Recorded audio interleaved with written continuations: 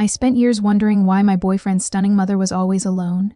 It never made sense to me. She had everything anyone could ever want, beauty that turned heads without effort, wealth that spoke in quiet luxury rather than loud displays, and a kind of grace that made every movement feel intentional.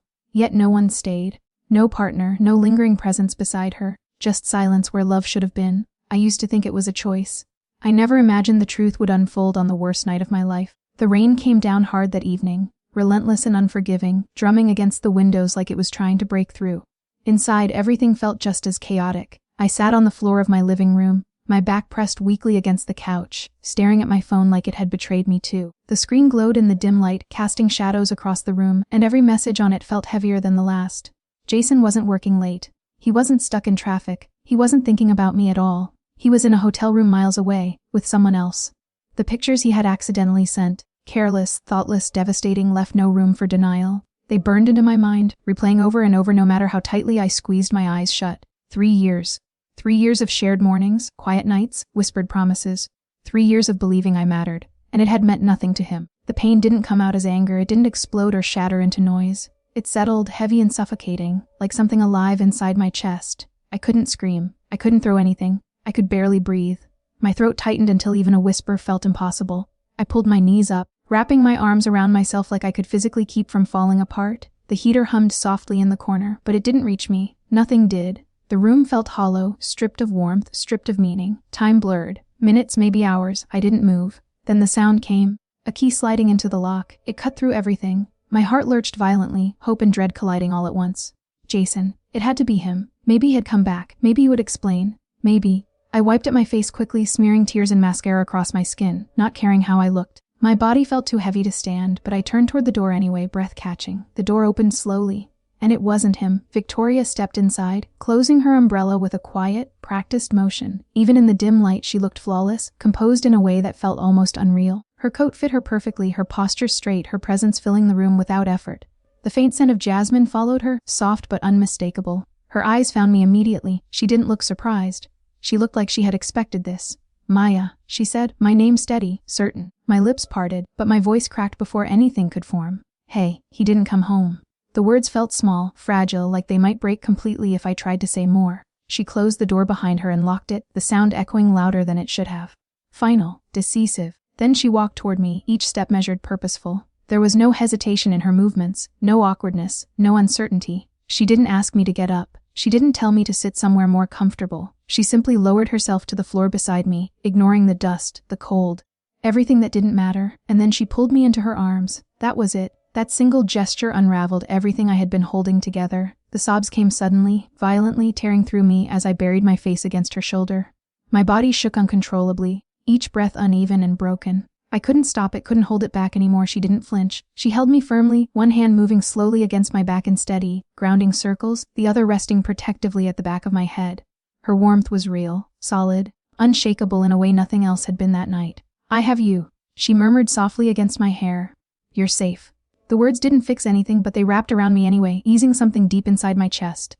For a long time, she didn't speak again. She just listened as I tried to piece together what had happened, how I found the messages, how stupid I felt, how worthless everything suddenly seemed. The words came out uneven, broken, but she never interrupted, never rushed me. When I finally quieted, exhausted, she pulled back just enough to look at me. He's a fool, she said, her voice low but certain. A blind, stupid fool. There was anger in her eyes, unmistakable and sharp, but beneath it, something else flickered, something deeper. Something that made my breath catch without understanding why. Her hand lifted, her thumb brushing gently against my cheek, wiping away the last traces of tears.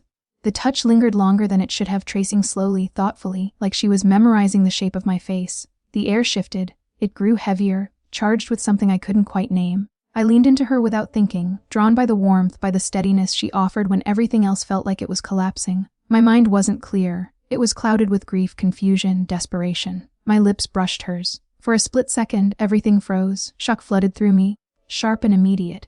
I pulled back quickly, eyes wide, heart racing for an entirely different reason now. I'm sorry, I didn't mean. Her hand moved to my cheek, firm, stopping me. The hesitation that had been in her expression disappeared completely, replaced by something intense, something certain. Don't apologize, she said softly, and then she kissed me. It wasn't hesitant, it wasn't distant, it carried weight, years of restraint, of silence, of something held back for far too long. It wasn't just comfort. It was something deeper, something that reached straight through the confusion and settled somewhere I didn't even realize was empty. My breath caught, my fingers instinctively gripping the fabric of her blouse as she pulled me closer, guiding the moment with quiet control. Everything about it felt overwhelming, terrifying and grounding at the same time. When she finally pulled back, the space between us felt fragile, like it might shatter if either of us moved too quickly. "I've waited a long time for this," she whispered. The words barely registered at first. My thoughts struggled to keep up, to make sense of everything happening at once. "But I was with Jason." I managed the sentence, faltering. "Not anymore," she replied, steady and unwavering. "And the truth is, I've never felt anything real with anyone. Not until you." The confession settled slowly, wrapping around the broken edges inside me. It didn't erase the pain, but it softened it, reshaped it into something else. She had seen me, wanted me, chosen me. "I couldn't say anything before," she continued, her voice quieter now, more intimate. "But now you're free. And if you let me, I want to show you what you deserve." She stood, offering her hand. There was no pressure in the gesture, no force. Just an invitation, a choice. I looked at her hand, then at her face. There was certainty there, but also patience. She wasn't demanding anything. And for the first time that night, I didn't feel completely lost. I placed my hand in hers. Her fingers closed around mine immediately, steady and secure, grounding me in a way nothing else had. She helped me to my feet, her presence close, unwavering. "You're staying here tonight?" she said softly. I didn't argue. The house felt different as she led me down the hallway, quieter, warmer, like stepping into something carefully protected. I didn't know what tomorrow would bring. I didn't understand what this meant yet. But I knew one thing: I wasn't alone anymore. "I don't regret it," I said, though my voice came out softer than I intended, like the words were still testing themselves before fully existing. My fingers tightened slightly around the mug, the warmth seeping into my palms but doing little to steady the quiet tremor beneath my skin. "And I hope you won't either." The silence that followed wasn't empty. It stretched between us, alive, filled with everything that hadn't been said yet. I took a slow sip of coffee, more to give myself a moment than because I needed it, letting the bitter warmth settle on my tongue while my thoughts tried to catch up with the reality standing in front of me. "Last night," I began again, my gaze lifting to meet hers, searching for something solid in the intensity of her expression. "You said something about why you've been single?" Victoria didn't answer immediately. She straightened, her posture instinctively composed, but something in her face softened, just slightly, just enough to reveal that this wasn't a story she told often. Then she moved, circling the kitchen island with measured steps, each one deliberate, each one closing the distance I hadn't realized I was holding on to. I didn't step back. I couldn't. She stopped close enough that I could feel the quiet heat of her presence, close enough that looking at her meant tilting my chin upward. Even without heels, she had that effect, effortless dominance. Not forced, not loud, just natural. "I did," she said finally, her voice lower now, smoother, like something meant only for me. "And you deserve to hear it properly. Not the version people dress up and pass around in polite conversations. The truth." Her eyes held mine, steady and unflinching, and for a moment I forgot how to breathe. "You could have anyone," I said almost instinctively, because it was obvious. It had always been obvious. "You still can." A faint smile touched her lips, but it wasn't prideful. It carried something quieter, something edged with memory. "I could have anyone," she repeated. "But I never wanted just anyone." There was a pause then, heavier this time, like she was choosing how much of herself to lay bare. "I spent 20 years living a life that looked right," she continued. "Marrying Jason's father because it was expected, building a home that made sense to everyone else. Stability, respectability, a perfect image." Her gaze didn't waver. From the outside, it was everything people admire. Her hand lifted slowly, almost absent-mindedly, brushing a loose strand of hair away from my face. The touch lingered, her fingers grazing along my jaw with a softness that didn't match the strength in her words. Inside it was empty. The honesty in her voice settled deep, heavier than anything dramatic could have been. "No spark," she said quietly. "No connection. No feeling that made any of it real. Not once." My chest tightened, not with discomfort, but with something closer to understanding. "I thought something was wrong with me," she admitted. "That I was missing something essential. That I was incapable." Her thumb brushed lightly against my skin, grounding, deliberate. "Until you." The words didn't rush. They didn't need to. They stayed there between us, sinking in slowly, deeply. My breath caught before I could stop it. "The day Jason brought you home," she continued, her voice lowering even further, turning intimate despite the brightness of the morning around us. "You were wearing that yellow dress. You were laughing, completely unguarded, completely yourself." There was a faint shift in her expression, something softer, almost nostalgic. "And when you looked at me," she exhaled quietly. Everything stopped. The simplicity of it hit harder than anything elaborate ever could. "I felt something I had never felt before," she said, "not in 48 years. Not once." I swallowed, my throat suddenly dry, my mind struggling to hold on to every word at once. "It terrified me," she added, her gaze sharpening slightly as if she was reliving that moment. Because it meant everything I thought I understood about myself was wrong. So you stayed away, I said softly, the realization forming as I spoke it. I stayed away because you were his. She replied immediately, her tone firm again, grounded in principle. I may have lived a life of compromise, but I don't take what belongs to someone else.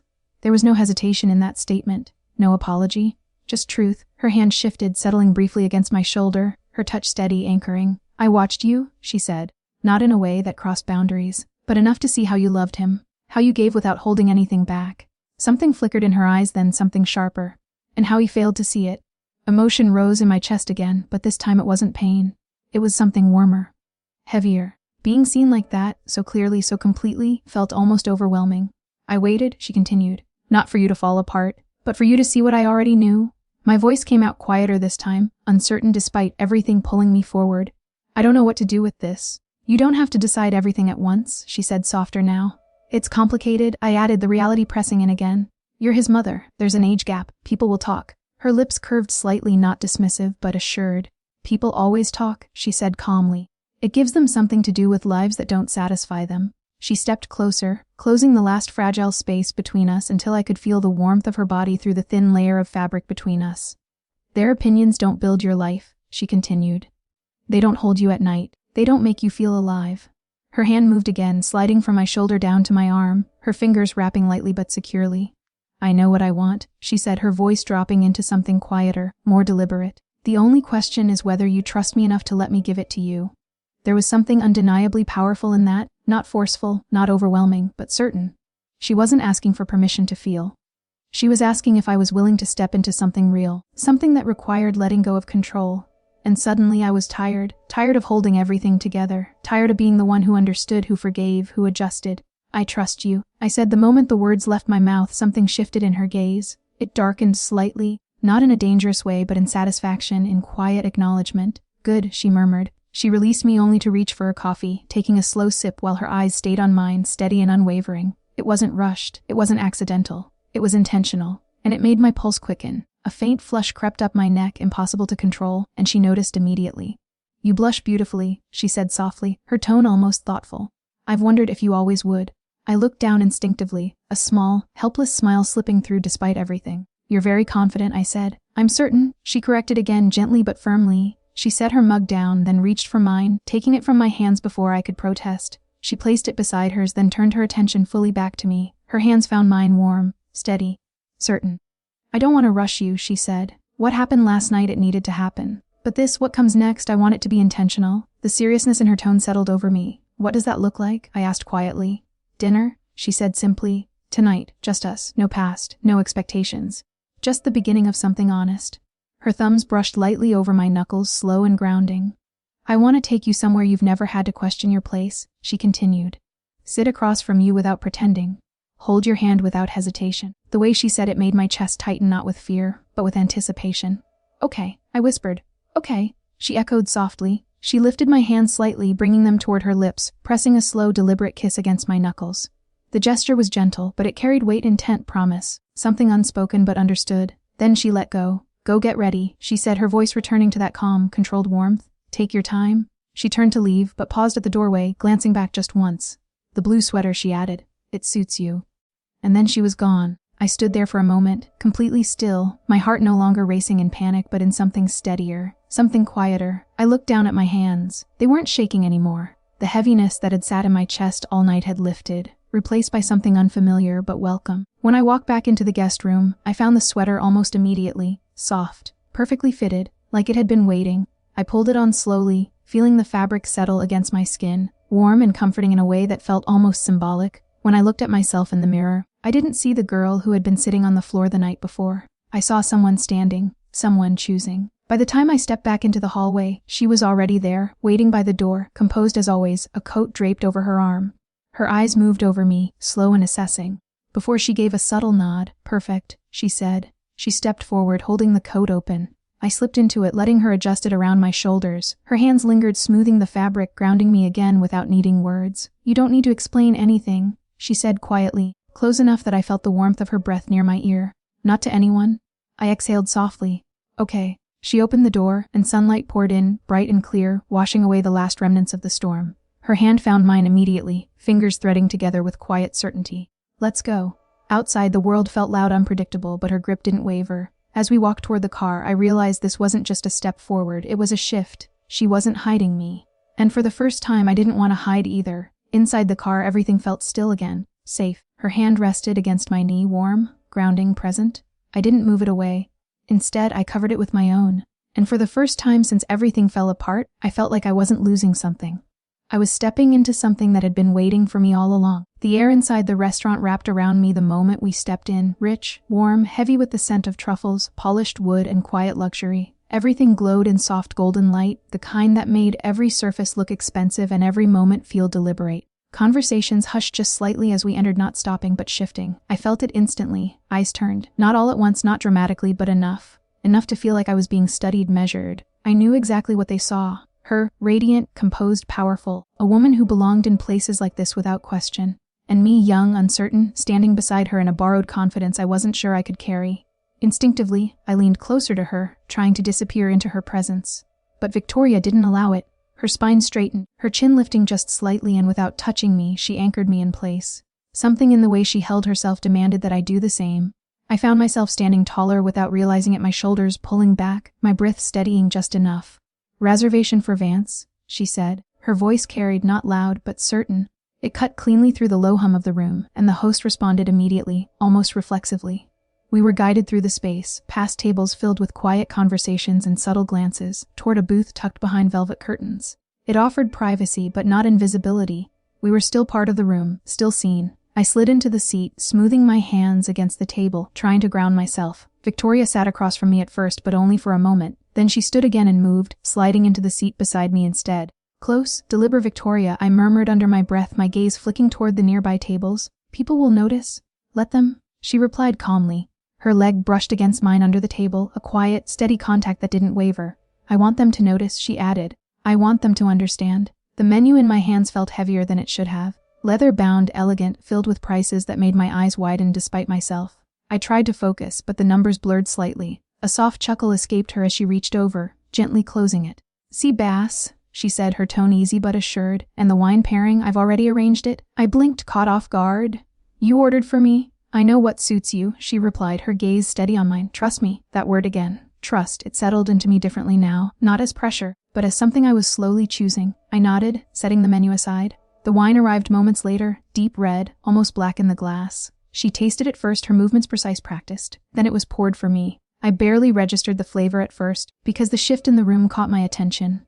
At the table beside us, an older couple had gone quiet. The woman leaned toward her husband, whispering, but not quietly enough. The words reached me anyway. Judgment, wrapped in curiosity. My stomach tightened, heat rising to my cheeks as I looked down. Suddenly aware of everything, how I sat, how I looked, how I must appear to them. For a moment I wanted to shrink again. Victoria's hand left my side, not abruptly, not harshly. She simply turned her head slightly, her voice calm, composed. "Excuse me." It wasn't loud, but it was enough. The couple froze. "I couldn't help but overhear," she continued, her tone polite, almost conversational, but there was an unmistakable edge beneath it. "You seem concerned." The woman's expression faltered. Victoria didn't raise her voice. She didn't create a scene. She didn't need to. "She is not what you assume," she said simply. "And I don't hide what matters to me." Silence followed, heavy, unavoidable. Then she turned back to me as if nothing had happened, the sharpness in her gaze melting into something warm, steady. She lifted her glass slightly. "To us," she said softly. My hand trembled just a little as I raised mine to meet hers. "To us." The wine tasted different that time, richer, warmer, settling into my chest like something solid. Something safe. The tension that had been coiled in my shoulders slowly eased. Not because the world had changed, but because she had stood between me and it without hesitation. She hadn't asked. She had simply done it. As the evening unfolded, conversation came and went in quiet waves, but beneath it all, there was something unspoken building, something that lived in the small spaces. The way her knee brushed mine. The way her hand found mine under the table, resting there steady, present. Every time I tried to focus on the room, on the people around us, I felt her presence pulling me back, subtle, intentional, grounding. "Relax," she murmured at one point, her voice low, meant only for me. "You're safe." And I realized I was, not because no one was watching, but because she wasn't letting me face it alone. Dinner passed in a blur of quiet intensity. The food was exquisite, but secondary. The real focus was the space between us, the silent understanding growing stronger with every glance, every touch. By the time dessert arrived, I wasn't thinking about the room anymore, just her. She ordered something rich, indulgent, and when it came, she guided the first bite toward me without hesitation. I accepted it, The gesture simple but intimate in a way that made my breath catch slightly. Careful, she murmured, her gaze lingering. You'll get used to being taken care of? The words should have unsettled me. Instead, they settled somewhere deep, quieting something that had been restless for a long time. When the check came, she handled it effortlessly, not even glancing in my direction. Come, she said, standing. I took her hand without thinking this time. Outside, the cool night air hit my skin, sharp and refreshing after the warmth inside. The world felt different now, quieter, less overwhelming. Inside the car, the silence returned, but it wasn't empty, it was full. Are you all right? She asked after a moment, her voice softer now, stripped of the composed edge she carried in public. I think so, I said honestly. She reached for my hand, bringing it to her lips in a gesture that felt grounding rather than overwhelming. No one speaks about you that way, she said quietly. Not when I'm there. The certainty in her voice left no room for doubt. I looked at her, really looked this time, not just at her confidence, but at the steadiness beneath it. Why me? I asked softly. Her answer came without hesitation. Because you see me, she said. Not the image, not the expectations. Just me. The words settled deep. The city lights faded behind us as we drove, replaced by quieter streets, darker skies. By the time we reached her home, everything felt still again. She didn't rush to get out of the car. Neither did I. I don't want you to go back to that place, she said after a moment, her voice calm, but firm. It doesn't belong to who you are anymore. My breath caught slightly. Stay, she added. The word carried more than an offer. It carried intention. I looked at her house, then back at her, at the woman who had stood beside me, spoken for me, chosen me without hesitation. Yes, I said quietly. Her expression shifted, softening, brightening in a way that felt rare and real. She leaned in, pressing a slow, deliberate kiss against my lips. Not rushed, not uncertain, a promise. When we stepped inside, the space felt different. Not just hers anymore. Something had changed. And for the first time, it didn't feel like I was stepping into someone else's world. It felt like I was finally stepping into my own. Victoria locked the door behind us, the quiet click echoing through the house like the closing of something final. It didn't feel small, it felt decisive, like a line drawn cleanly between what had been and what no longer mattered. Come, she said, her hand already finding mine, warm and certain as she led me toward the stairs. Let me show you your new room. I followed, my steps slower than hers, my mind still catching up. My new room. She glanced back over her shoulder, a faint smile touching her lips, something playful flickering in her otherwise composed expression. Our room, she corrected softly. The words settled deep, heavier than anything else she had said that night. A quiet warmth spread through me, instinctive and immediate. I don't want to sleep apart, I admitted, the answer coming too quickly to second guess. Her laugh was low and rich, filling the space between us as we climbed the stairs. Good, she said. Because I had no intention of letting you. Her grip tightened slightly around my hand, guiding me forward. Come, I want you to see the view. You've been patient long enough. There was something in the way she said it, not rushed, not demanding, but certain, that made my pulse quicken again. Everything about her felt intentional. Every word, every movement. At the top of the stairs, I paused for just a second, glancing back down the long hallway we had walked through. Shadows stretched across the floor, quiet and still. The house felt different now, less like a place I was visiting and more like something I was stepping into. Like something that was opening. Victoria stood a few steps ahead, already turned toward me, her hand extended again without hesitation. Waiting, I didn't think. I walked toward her. The moment my hand slipped into hers, she pulled me forward, closing the distance completely. Her arms wrapped around my waist, lifting me effortlessly as if I weighed nothing. A small gasp escaped me before I could stop it, instinctively wrapping my legs around her as I held onto her shoulders. My face buried against her neck, her scent grounding and overwhelming all at once. I've got you, she murmured softly into my hair. I always will. And for the first time, I didn't question it. The bedroom door opened quietly, and she carried me inside like it was the most natural thing in the world. There was no hesitation in her movements, no uncertainty, only that same steady confidence that had guided everything since she walked into my life. That night blurred into something softer after that. Not rushed, not chaotic, just certain. 2 weeks passed in a way that felt unreal, like time had decided to move differently inside her world. My things found their place among hers without resistance. My clothes hung beside hers in the wide closet, my presence woven into the details of her home until it no longer felt temporary. Even the smallest things changed. A second toothbrush beside hers. A cup placed for me before I even asked. Meals prepared without question, her quiet attention woven into every part of my day. She didn't just let me stay, she made space for me. She shaped that space carefully, intentionally, until I fit into it without effort. It felt like peace, but not passive peace. Something more deliberate, something chosen. One morning, the sunlight filtered through the large windows, catching the edges of everything in soft gold. I sat across from her at the breakfast table, watching her as she read, her glasses resting low on her nose, her expression focused but calm. You look too comfortable, she said without looking up. I smiled slightly, lifting my coffee. That sounds like a problem. "It is," she replied, finally lowering the paper and meeting my gaze. There was something thoughtful in her expression now, something measuring but not critical. "Comfort is good, but it's not enough." I tilted my head slightly curious. "You deserve to feel more than comfortable," she continued. "You deserve to feel seen, desired." The way she said it made my chest tighten faintly.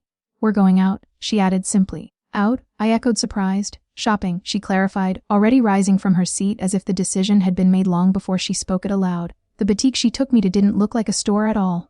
No signs, no windows displaying anything. Just a quiet, heavy door and an atmosphere that suggested exclusivity without needing to prove it. Inside, everything felt softer, quieter, more deliberate. The fabrics, the lighting, even the way people moved, it all felt curated. For a moment, I became painfully aware of myself again. My simple clothes, my familiar comfort. Victoria noticed immediately. Her hands settled on my shoulders, steadying me. "Don't hide," she said softly. "Not here. Not with me." Her voice wasn't demanding, it was grounding. She moved through the space with ease, selecting things with quiet confidence, her attention precise. She didn't hesitate, didn't second guess. Every choice felt intentional. When she finally sent me behind the curtain, my hands were slightly unsteady, my reflection unfamiliar even before I changed. But with each piece, something shifted. Not just in how I looked, in how I felt. When I stepped out, her gaze followed me slowly, carefully, not invasive, not overwhelming, but present in a way that made me feel seen rather than exposed.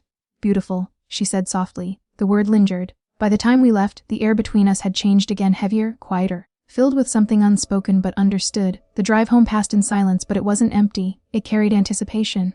When we stepped inside, she didn't let me carry anything. "Go," she said simply, her tone softer now but still certain. "Take your time." There was no confusion in what she meant. The bathroom was already prepared. Warm water, soft light, the faint scent of something calming drifting through the air. Everything had been thought of.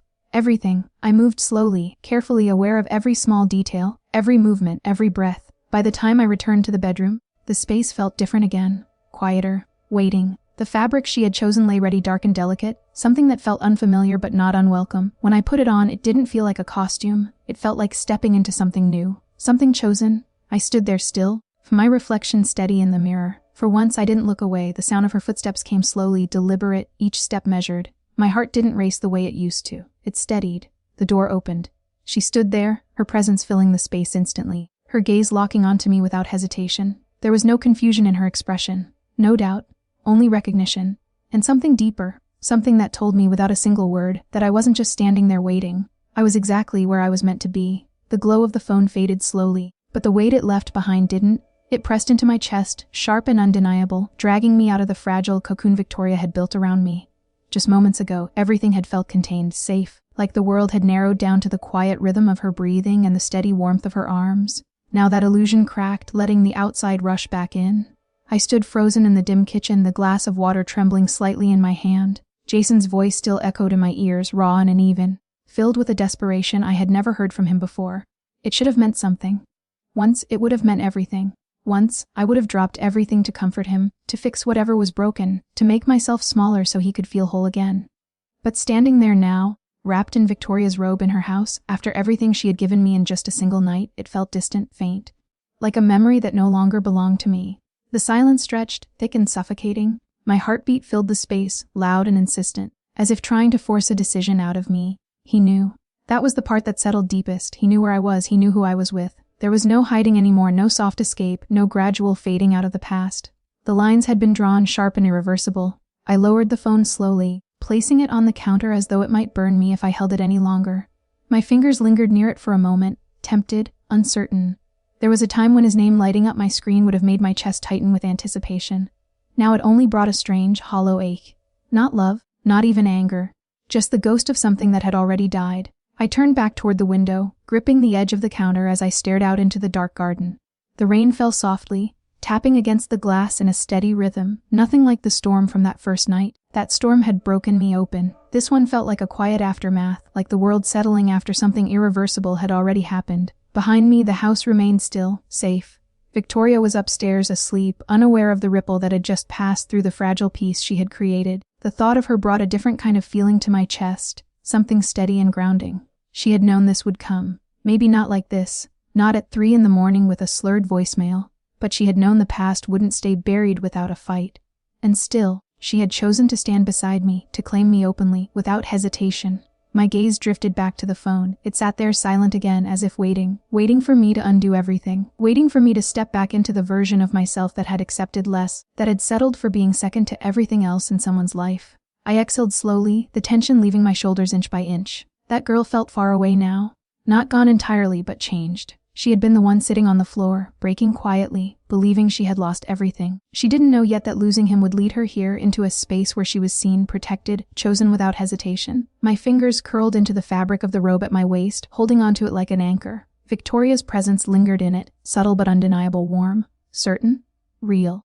The decision settled into me without drama, without noise, just a quiet certainty that spread through my chest, steadying the chaos Jason's voice had stirred. I picked up the phone again, my movements slower now, deliberate. For a second, I stared at the screen, at his name, at the history that sat behind it. Then I locked it and set it back down, face down this time, cutting off the light completely. The silence that followed felt different, not heavy, not suffocating, just still. I turned away from the counter and made my way back toward the stairs, my steps quiet against the wooden floor. The house seemed to welcome me back into its calm, each step pulling me further from the noise of the outside world and closer to the steady rhythm waiting upstairs. When I reached the bedroom door, I paused for just a moment, my hand resting on the handle. Inside, Victoria was still there, unshaken, certain. The life I had just stepped into wasn't fragile. It wasn't something that would crumble at the first sign of conflict. It was solid in a way I was only beginning to understand. I opened the door gently and slipped inside. The soft amber light still glowed in the corner, casting warm shadows across the room. Victoria hadn't moved much, her form still relaxed against the sheets, her arms stretched across the space where I had been. For a moment, I just stood there, watching her. The calm in her expression, even in sleep, grounded something deep inside me. This was real, not rushed, not imagined, not a reaction to pain. It was something that had been waiting, building quietly beneath everything else. I moved back to the bed carefully, sliding under the covers and into her warmth. Instinctively, her arms shifted, pulling me back against her without fully waking, her body recognizing mine even in sleep. The simple gesture settled everything inside me. I let out a slow breath, the last of the tension slipping away as I rested against her. The phone downstairs, the voicemail, Jason's voice, it all felt distant now, like noise from another life. Here there was only the steady rise and fall of her breathing, the warmth of her body, and the quiet certainty that I had already made my choice. And this time, I wasn't looking back. The silence inside the private dining room lingered long after Jason's voice faded. It clung to the walls, heavy and unresolved, as though the space itself was absorbing the weight of everything that had just been said. The air felt tighter now, charged with something final, something that could not be undone. Victoria remained perfectly still for a moment, her hand still resting over mine beneath the table. It was the only thing keeping me anchored. Jason sat opposite us, broken in a way I had never seen before, but even that no longer reached me the way it once would have. The emotional pull he used to have over me felt distant now, dulled by everything I had lived through since the night everything changed. Victoria's composure never wavered. She didn't rush the moment, didn't soften it unnecessarily, didn't fill the silence with anything that could weaken the clarity of what had just happened. Instead, she stood first, slow and deliberate, as though closing a chapter with her own hands. I followed her movement instinctively, my body responding before my thoughts could catch up. Jason's eyes stayed on me for a moment longer, searching for something familiar, something he could still reach. But there was nothing left there for him to hold on to. Victoria stepped closer to me, offering her hand without hesitation. I took it. Her grip was steady, grounding, and unyielding in the gentlest way possible. Together, we turned away from the table, away from the version of my life that had ended without ceremony but with absolute certainty. Jason's voice broke behind us, calling out something that no longer had the power to stop us. It wasn't anger anymore. It wasn't control. It was loss, raw and unfiltered, but it belonged to a world I had already stepped out of. We didn't respond. The hallway outside the private room felt colder, quieter, like the world had exhaled after holding its breath. The elevator doors opened with a soft chime, welcoming us in without question. Victoria didn't let go of my hand even for a second. Her thumb brushed lightly over my knuckles, a silent reassurance that nothing had changed in the only way that mattered. The doors closed, sealing the confrontation behind us. For a moment, neither of us spoke. There was no need. The truth had already been spoken in the room we left behind, in every decision that had led us here, in every line that could no longer be crossed backward. Victoria finally exhaled, the tension easing from her shoulders as the elevator descended. Her presence beside me softened, not weaker, but no longer armored for battle. The war was over, not loud, not dramatic, but decisive. She glanced at me, her expression gentler now, the edges of authority melting into something more intimate, more human. I was still steady beside her, though something inside me had shifted permanently. The uncertainty that had once defined me no longer had a place to settle. We stepped out into the lobby together. The world outside was moving as it always had, indifferent and unaware of what had just changed for us. People passed by without looking twice. Nothing marked the moment as significant except the quiet certainty between us. Victoria guided me toward the exit, her hand still firmly around mine.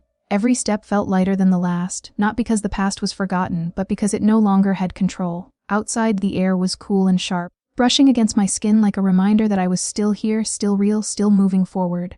Victoria opened the car door for me, just as she always did now, not out of habit, but out of care that had become second nature. I slid into the seat, watching as she rounded the car and joined me inside.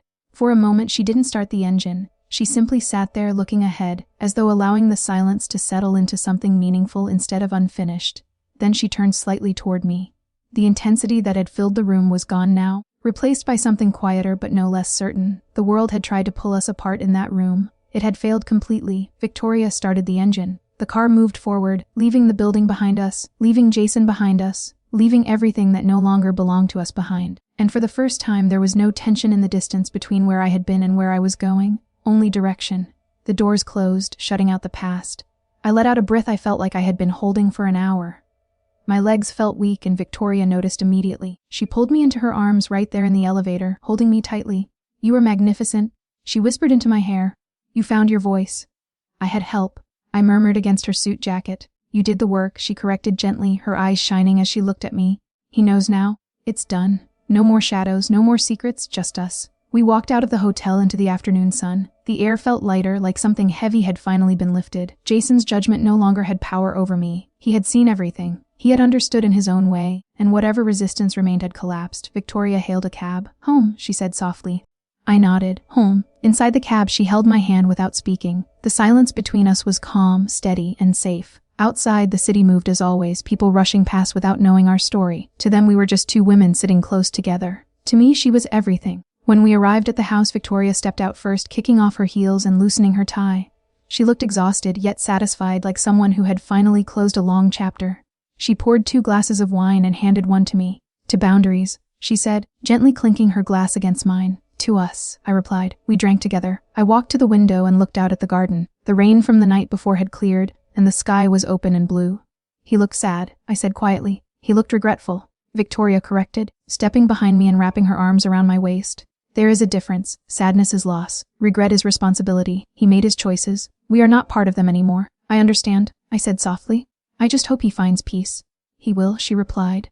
"But not with us in his story." She turned me gently to face her and kissed me soft and certain. "Go change," she said. "Something comfortable. I'm ordering dinner. Tonight is for peace." I smiled faintly. "Yes, she smirked.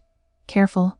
I changed upstairs and returned in soft clothes that smelled faintly of her. Downstairs, she was waiting on the couch, patting the seat beside her. I sat and she pulled me close. We watched television without really watching, lost in the quiet comfort of each other's presence. After a while, she spoke softly. "I love you." The words settled between us like something permanent. "I love you too." Her expression softened into something warm and certain. She kissed my temple. "Then we are okay," she said. "We are okay," I agreed. The world outside continued to move, but inside, everything was still. Everything was safe. Her hand rested on my leg, grounding me. I covered it with mine, and she turned her palm to hold me back. We stayed like that for a long time, tangled in quiet peace, as if the chaos of everything before had never existed. Jason became a memory, a closed chapter that no longer had the power to reach us. This was our life now. Later, I leaned my head on her shoulder, and she kissed my hair gently. "Rest," she whispered. "I know," I said, and I closed my eyes. 6 months passed. The seasons changed beyond the windows of Victoria's estate. Summer faded into autumn, and golden leaves drifted across the glass like soft reminders of time passing.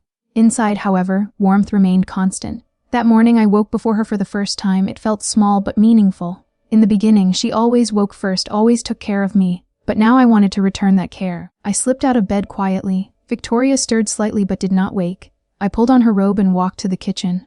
Everything was familiar now. The cupboards, the coffee beans, the rhythm of her preferences. I made coffee the way she liked it, carefully and quietly, as if it were something sacred. I placed it on a tray with a single red rose from the garden and carried it upstairs. When I entered the bedroom, she was awake, sitting up slowly. She smiled when she saw me. "I was going to do that," she said softly. "Someone should take care of you too," I replied. She accepted the mug, then pulled me into bed beside her, holding me close. "Thank you for staying," she whispered. "There was no other path," I said simply. She laughed softly, holding me tighter. That evening was the autumn gala. We prepared together in silence and comfort. She chose my dress, deep blue velvet, elegant and refined. She adjusted every detail with care, as if I were something precious she had always known how to shape into beauty. Before leaving, I reached into my pocket and pulled out a small velvet box. She paused, noticing immediately. Inside were vintage silver cufflinks engraved with a simple vine pattern. "For tonight," I said. "So you carry me with you even when you're speaking to everyone else?" Her composure softened. She held the box carefully, almost like something fragile. "They're perfect," she said quietly. She wore them proudly. Then she helped fasten a necklace around my throat, her hands lingering gently. We stepped onto the balcony together before leaving. The city stretched beneath us in quiet lights. The air was cool, but we stood close enough that it did not matter.